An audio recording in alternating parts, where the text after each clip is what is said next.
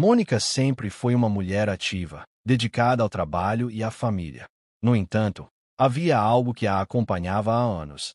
Uma sinusite crônica que parecia não ter fim. Começou com sintomas comuns, congestão, dor de cabeça, pressão no rosto. Mas com o tempo, as crises foram se intensificando e surgindo com mais frequência.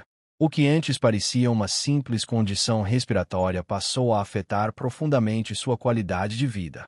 Com o passar dos anos, Mônica percebeu algo curioso. Suas crises de sinusite eram frequentemente desencadeadas por situações de estresse emocional. Bastava presenciar uma discussão na rua, um conflito no ambiente de trabalho ou até uma briga entre desconhecidos, e seu corpo reagia de forma intensa. Mesmo sem envolvimento direto, ela era tomada por uma crise forte, quase imediata. Buscou ajuda com diversos profissionais da saúde, otorrinolaringologistas, alergistas, clínicos gerais. Recebeu inúmeros tratamentos, fez exames, tomou medicações, usou sprays nasais, lavagens com soro fisiológico, diariamente. Nada parecia trazer alívio duradouro. Com o tempo, o sofrimento físico se somou ao emocional. Mônica passou a ter crises de pânico, noites mal dormidas e um medo constante de sair de casa e ser surpreendida por uma nova crise. Foi quando, esgotada, resolveu procurar ajuda psiquiátrica. Iniciou o tratamento com medicamentos e terapia. Algumas coisas começaram a melhorar, principalmente os episódios de pânico, mas a sinusite continuava como um fantasma sempre presente. A rotina de soro e sprays nasais persistia. Era uma luta diária entre tentar viver normalmente e controlar um corpo que parecia reagir às emoções como se fossem ameaças físicas. Certo dia, enquanto navegava pelas redes sociais em uma de suas tantas madrugadas de insônia, Mônica se deparou com um anúncio simples, mas que parecia ter sido escrito diretamente para ela. Falava sobre uma nova abordagem terapêutica que vinha ajudando pessoas a superar crises de ansiedade, pânico, depressão e dores emocionais que se manifestavam no corpo. No final do anúncio, um nome lhe chamou a atenção: Joselita Guerra, terapeuta TRG. Movida por uma mistura de cansaço e esperança, Mônica não pensou duas vezes. Pegou o telefone, mandou uma mensagem e agendou uma consulta online. Logo na primeira sessão, sentiu algo diferente. Não era apenas uma conversa. Era como se, pela primeira vez, alguém estivesse ajudando-a a escutar o que seu corpo queria dizer há anos.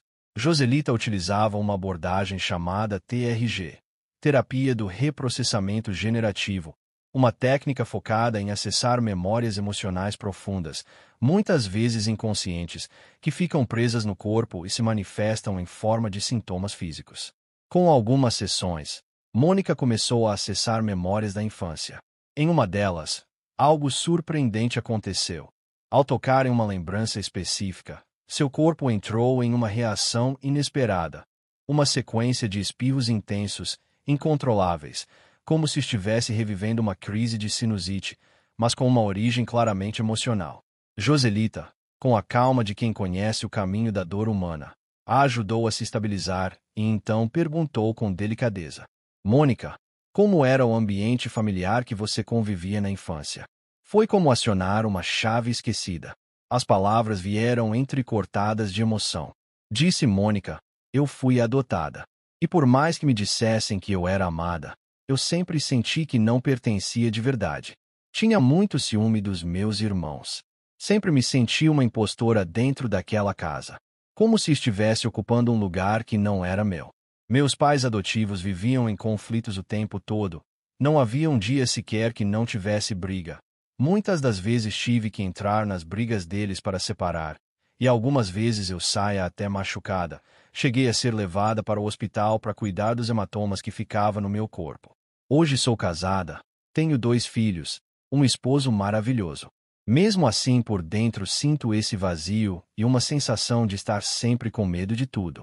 Depois que me casei, nunca mais procurei os meus irmãos, que também foram vítimas daquele ambiente tóxico, mas eu achava que só eu sofria com isso.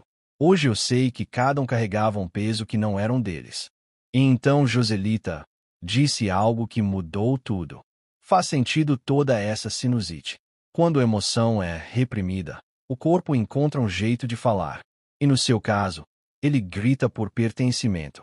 Cada crise era o seu corpo tentando limpar uma dor que nunca foi processada. Naquele momento, Mônica chorou como há muito tempo não fazia. Mas não era um choro de tristeza apenas. Era um choro de alívio, de reconhecimento. Pela primeira vez, alguém havia ligado sua dor física a uma dor emocional que ela nem sabia nomear. A partir dali, o processo terapêutico tomou outro rumo. Não foi fácil, mas foi libertador. A cada sessão, Mônica foi acessando novas camadas de si mesma, mágoas guardadas, ressentimentos infantis, medos antigos. E com cada memória acolhida e ressignificada, as crises começaram a diminuir. A sinusite ainda estava ali, mas já não era uma prisão. Era um sinal, um lembrete de que o corpo e a alma caminham juntos, e que às vezes, para respirar melhor, é preciso primeiro libertar o coração. O tempo passou. As sessões com Joselita continuaram por alguns meses, e a cada encontro Mônica se sentia mais inteira, mais em paz consigo mesma. Não era uma mudança brusca. Era como a neblina se dissipando aos poucos depois de uma longa noite. A cada memória reprocessada, a cada emoção acolhida, Mônica reencontrava partes de si que haviam sido esquecidas ou escondidas. E, surpreendentemente, algo começou a acontecer de forma quase natural. As crises de sinusite, que antes vinham como ondas violentas, foram perdendo força. Já não surgiam diante de qualquer tensão externa.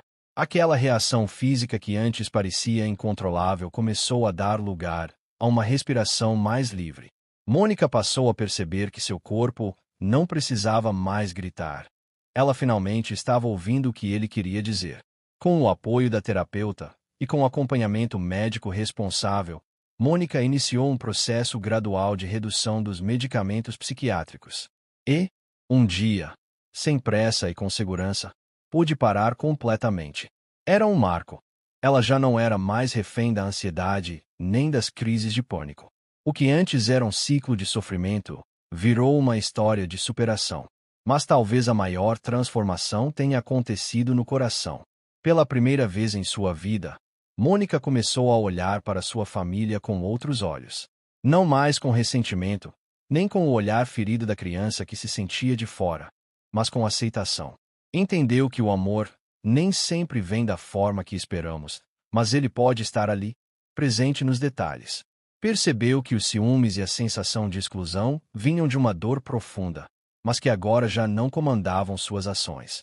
Ela procurou seus irmãos, pediu perdão por sentimentos que nunca foram culpa deles, e se permitiu, finalmente, pertencer. Não como alguém que ocupava um espaço emprestado, mas como parte real daquela história. Como filha, como irmão, como mãe. Aconselhou seus irmãos a também procurar ajuda terapêutica, pois provavelmente também carregavam algo que aquele ambiente lhes ofereceu. Hoje, Mônica vive com mais leveza. Trabalha, passeia, respira, no corpo e na alma. Ainda usa soro fisiológico às vezes, mas sem a sensação de estar lutando contra o próprio corpo. Não tem mais medo de conflitos externos, porque já não carrega tantos conflitos internos. Ela sabe que sua história teve dores, mas também reconhece a beleza do caminho que trilhou. Descobriu que pertencer não é sobre sangue, nem sobre ter todas as respostas, é sobre se reconhecer, se aceitar e permitir que o amor entre, mesmo que ele venha torto, imperfeito, humano. E hoje, quando alguém pergunta como ela conseguiu vencer anos de sinusite crônica e crises emocionais, Mônica sorri com serenidade e diz: Eu aprendi a me escutar. E, mais importante, aprendi a me aceitar.